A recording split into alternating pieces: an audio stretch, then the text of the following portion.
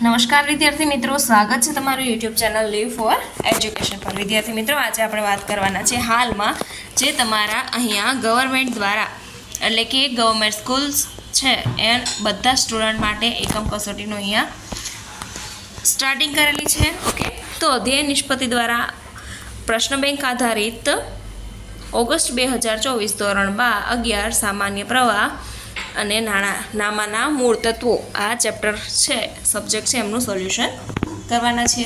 નીચે તમને અહીંયા થોડાક ક્વેશ્ચન આપેલા છે, એ 1 by 1 જોતા જઈએ। ઓકે, વિભાગ એથી સ્ટાર્ટ કરીશું। એ પહેલાં વિદ્યાર્થી મિત્રો, જો તમે ચેનલ પર નવા હોય, ચેનલને ફર્સ્ટ ટાઈમ વિઝિટ કરો છો તો ચેનલને લાઇક, શેર અને સબસ્ક્રાઈબ કરી દો। નોટિફિકેશન બેલ આઇકન પણ પ્રેસ કરી દો કે જેથી કરીને આવા બધા જ પેપરનું સોલ્યુશન પહેલાં તમને મળી રહે। હવે વિભાગ એ, ઉધાર વેચેલ માલ પરત આવે ત્યારે માલની સાથે ગ્રાહક શું મોકલે છે? હવે ઉધાર વેચેલ માલ પરત કરવામાં જ્યારે પરત આવે છે ત્યારે શું કરશે? અહીંયા જમા ચિઠ્ઠી રાખશે, અને ઉધાર ખરીદેલ માલ જો પરત કરવામાં આવે ત્યારે માલની સાથે વેપારી ઉધાર ચિઠ્ઠી મોકલશે। ઓકે, ખરીદ નોંધમાં કયા વ્યવહારો નોંધવામાં આવે છે? તો કે ખરીદ નોંધમાં માલની ઉધાર ખરીદીના વ્યવહારો નોંધવામાં આવે છે। ખાસ આમ નોંધમાં કયા વ્યવહારો નોંધવામાં આવે છે? તો કે ખાસ આમ નોંધમાં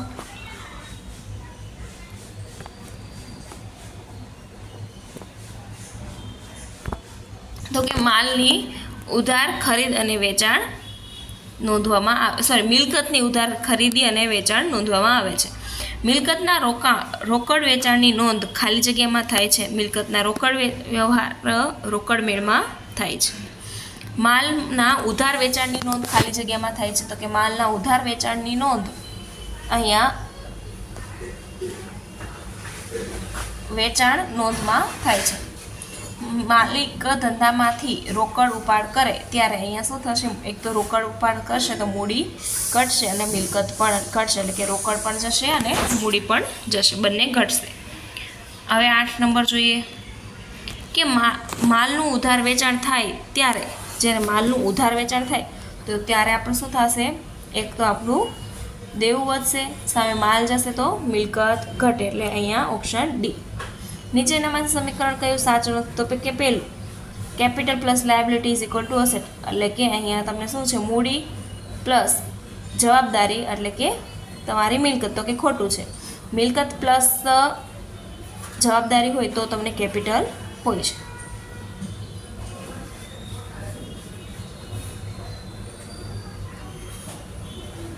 હવે મહેસૂલી આવક રોકડમાં મળે ત્યારે, જ્યારે મહેસૂલી આવક છે રોકડમાં મળશે ત્યારે શું થશે? તો કે મહેસૂલી આવક તમારી આવશે તો મૂડી વધશે અને મિલકત પણ વધશે। હવે ધંધાનું દેવું ચૂકવવાનું માલિક કબૂલે ત્યારે, ધંધાનું દેવું ચૂકવવાનું કરે ત્યારે તમારું દેવું ઘટે અને મિલકત પણ ઘટે। એ પાકા સર્વેના મુખ્ય 2 અંગો છે। હવે વિભાગ બી જોઈએ તો વિભાગ બીમાં અહીંયા 50,000 રોકડા લાવી ધંધો શરૂ કર્યો, તો આની આમ નોંધ શું બનશે? પહેલાં તો રોકડા આવ્યા, મૂડી તો અહીંયા રોકડ આવે તો ઉધાર, તો રોકડ ખાતે ઉધાર તે મૂડી ખાતે જમા। ઓકે, હવે 2,000 મજૂરીના ચૂકવવાના બાકી છે, તો ચૂકવવાની બાકી મજૂરી છે। ઓકે, તો અહીંયા આવશે મજૂરી ખાતે ઉધાર તે ચૂકવવાની બાકી મજૂરી ખાતે જમા। 20,000ની બેંક લોન લીધી અને રોકડા ઉપાડ્યા, તો રોકડ ધંધામાં આવશે તો રોકડ ખાતે ઉધાર તે બેંક લોન ખાતે જમા। ઓકે, હવે અહીંયા છે વ્યવહારોની આમ નોંધ લખો અને તેના સમીકરણ આધારિત હિસાબી નોંધ સમજાવવાની છે। ઓકે, તો વિદ્યાર્થી મિત્રો, હું તમને અહીંયા પહેલાં તો હું તમને અહીંયા પહેલાં તો તમને આમ નોંધ બધી કહી દઉં છું। ઓકે, અને સમીકરણ નીચે તમને એક્ઝામ્પલ તરીકે સમજાવીશ। તો અહીંયા capital plus is equal to asset plus liability કરવાની છે। ઓકે, તો કમિશનના 12,000 મળ્યા, કમિશન છે, આવક છે 12,000 મળ્યા, તો રોકડ વધી, તો રોકડ વધે તો તમારી અસેટ એટલે કે મિલકત વધે। ઓકે, મળ્યા છે, આવક થાય છે, તો સામે તમારી મૂડી પણ વધે, તો 12,000 આ બાજુ પણ વધશે. હવે દલાલીના 9,000 મળવાના બાકી છે. તો મળવા બાકી આવક છે તમારી, તો કે દલાલી ખાતે ઉધાર તે મળવા બાકી દલાલી ખાતે જમા. 8,000નું યંત્ર ખરીદ્યું. ઓકે, તો ખરીદીએ તો રોકડ જાય છે, તો યંત્ર મિલકત છે, યંત્ર ખાતે ઉધાર તે રોકડ ખાતે જમા. હવે નીચેના વ્યવહારોની આમ નોંધ લખો અને તેના સમીકરણ આધારિત કરાંશ. તો વિદ્યાર્થી મિત્રો આ બધી તમારી આમ નોંધ જ છે. ચલો ક્વિકલી ફટાફટ આપણે આમ નોંધ પહેલાં સોલ્વ કરી લઈએ. તો ભાડાના 15,000 મળ્યા, ભાડું છે આવક છે. ઓકે, તો ભાડાને મળ્યા આવક ઇન્કમ થઈ ગઈ તમારી. તો અહીંયા શું આવશે? ભાડા ખાતે રોકડ ખાતે ઉધાર તે ભાડા ખાતે જમા. હવે 8,000નો માલ પરમ પાસેથી ખરીદ્યો. પરમ પાસેથી આપણે માલ ખરીદ્યો છે. ઓકે, તો માલ ખરીદ્યું, વ્યક્તિનું નામ આવેલું છે, તો ખરીદ ખાતે ઉધાર તે પરમ ખાતે જમા. બીજું છે પરમને હિસાબ ચૂકતે કર્યો.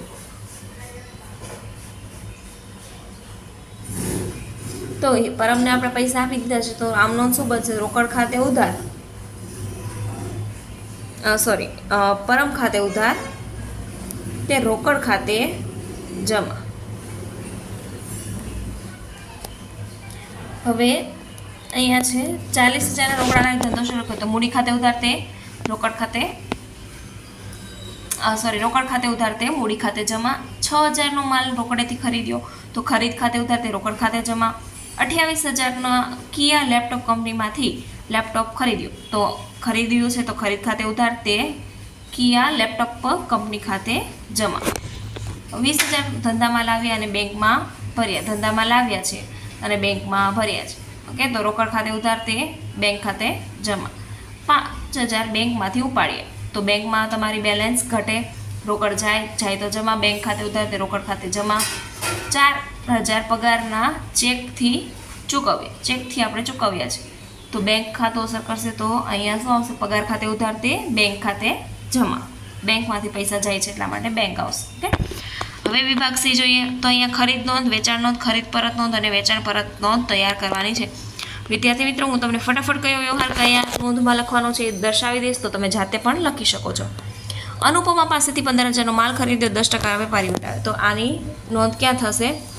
ખરીદ નોંધમાં, પહેલા વ્યવહારની. બીજું, મારિયા પાસેથી 6,000નો માલ 10% રોકડ વટાવે ખરીદ્યો, તો બીજું પણ ખરીદમાં આવશે.